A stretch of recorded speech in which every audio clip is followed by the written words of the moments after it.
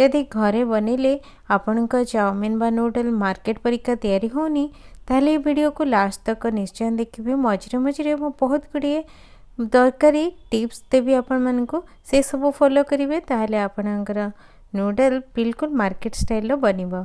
नमस्कार मु मधुस्मिता गोटेट ओडिया चैनल रे आपण मानकु बहुत बहुत स्वागत करछि। तो चलंतु एथर वीडियो को आरंभ करिबा। मुझे नहीं हक्का नूडल 2 पैकेट जेकोसी ब्रांडर हक्का नूडल आपण नहीं पारिबे। सब कंपनी बा सब ब्रांडर हक्का नूडल अलग अलग टाइम निए कुक होबा पई।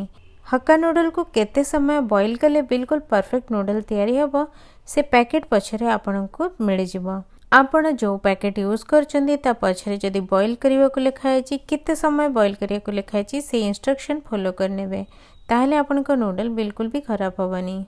प्रायतः हक्का नूडल को पानी रे भल भाव बॉईल करिकी तापरे बना जाए, किंतु मु जो पैकेट यूज करची जे ए नूडल को आपण बॉईल करिवेनी केवल गरम पानी रे पकेकी 5 रु 7 मिनिट पर्यंत छाड़ी देबे। तेणु पानी जेतेबेले भल भाव फुटी गला तापरे मु 2 पैकेट नूडल को पकेकी ना गैस रो फ्लेम को ऑफ करनेली और ऊपर कवर करके एबे 5 रु 7 मिनिट पर्यंत छाड़ी देबी। आ बॉईल करवा समय रे आपण सेथिरे अल्प टिके लूण आ गोटे चम्मच तेल पकेया को भूलिबेनी। किंतु मु जो कंपनी रो नूडल एटी यूज करची सेथिरे ऑलरेडी लूण आ ऑयल बा तेल मिसिके अछि, तेणु मु एटी लूण आ तेल गोटे चम्मच पकेनी। 3-4 मिनिट परे कवर खोलिकी मु हल्का हाथ रे टिके टिके गोळेई नोची जा फल रे नूडल भल भाबरे खोली जिवो आ भल किना सेटा कुक हे परिबो। नूडल को प्रायतः पूरा सीझा जाएनी 80% सीझा जाए।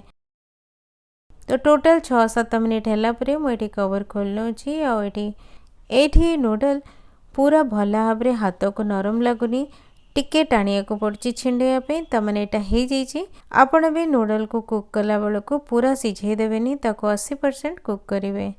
तो एबे आको मु गरम पानी रो छाणी के बाहर करनोची। गरम पानी रो अलगा कला मात्रे संगे संगे आको आपण नॉर्मल बा टिके ठंडा पानी रे प्रथमे धोई नेबे। ता फळे रे नूडल बिल्कुल भी एक्स्ट्रा बॉईल हबनी। जदि गरम पानी रे ही बहुत समय छाड़ी देबे ताहले नूडल बहुत अधिका सिझी जिवो आ जेतेबेले आपण याको बनेबे ताहले बिल्कुल अलगा अलगा हेकी रहइबनी, परस्पर सहित लागिबा आरंभ करिवो। ठंडा पानी रे धोई सारला परे प्रथमे आमे भल भाबरे पानी को निगाड़ी नबा। ए जाली रे मु प्रथमे पानी को भल भाबरे निगाड़ी दोची। पानी भल भाबरे निगाड़ी नै कि गोटे बड़ खुला जागा रे प्रथमे आपण नूडल को एम्ति खेळेई नेबे। एटी खेळेला बेल को हाथ रे एबे भी पानी लागुची, तेणु नूडल को आमे एम्ति खेळेई कि गोटे पंखा तळे 5-7 मिनिट पर्यंत छाड़ी दबा, जा फळे कि नूडल आउ टिके बाहर साइड रो ड्राई हे जिवो, बस सुखिला हे जिवो। नूडल को फैन तले रखी नै छि मु आ एबे नूडल बनेया पे कि मु गोटे लुहा कढ़ई नै जाईछि। नूडल आपण नॉन स्टिक कढ़ई किंबा लुहा कढ़ई रे तैयारी करिवे। जदि आपण लुहा कढ़ई नोचंती ताहले मने रखिबे लुहा कढ़ई को भल भाबरे गरम करिवे जेमति कढ़ई रो धुआं बाहरिबा आरंभ हबो। मु एठी कढ़ई को भल भाबरे गरम करनेथली आ कढ़ई रो एथरो धुआं बाहरिबा आरंभ हे गलानी। तापरे एठी गोटे चम्मच रिफाइन तेल पके नबा आ एथरो गैस रो फ्लेम को ऑफ करिकी गोटे कपड़ा किंबा टिश्यू पेपर नै किना ई गरम कढ़ई रे तेल को भल भाबरे कढ़ई जाक लगै नबा। एमिति करिबा फल रे लुहा कढ़ईटी नॉन स्टिक कढ़ई परी काम करिवो। कढ़ई जाक तेल भल भाबे लगै सारला परे एथरो गैस रो फ्लेम को ऑन करिकी बिल्कुल हाई फ्लेम करनबा। हक्का नूडल को सबु बेले मन रखिबे हाई फ्लेम रे ही तैयारी करा जाए।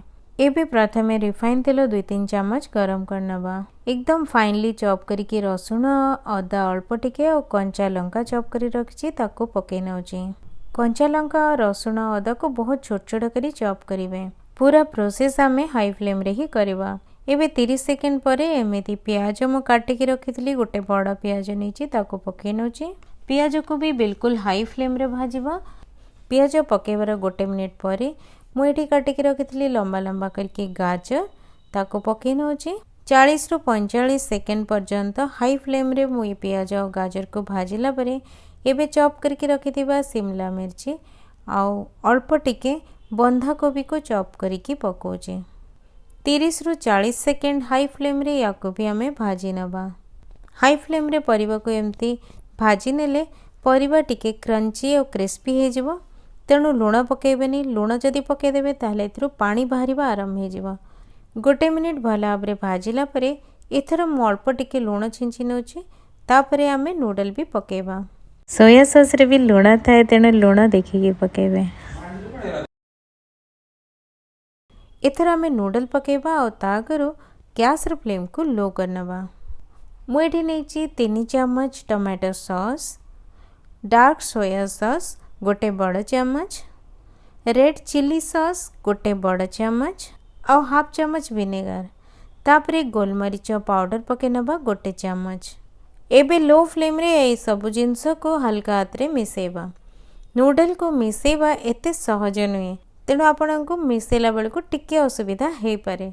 या को आपण गोटे चौड़ा पिठा करिका देकी मिसेबे ताले सहज रे मिसी हबो, किंबा या को आपण दुईटी पिठा करिका साहाय्य रे भी मिसई परिबे, किंबा रोटी बने पे यूज करथिबा चिमटा साहाय्य रे भी आपण को मिसई परिबे। एई टाइम रे आपण लूण राग जहाँ भी आपण कम बेसी करे पे चाहचंती करि परिबे। लास्ट रे मु चॉप करके किछि प्याज पत्र पके नउची।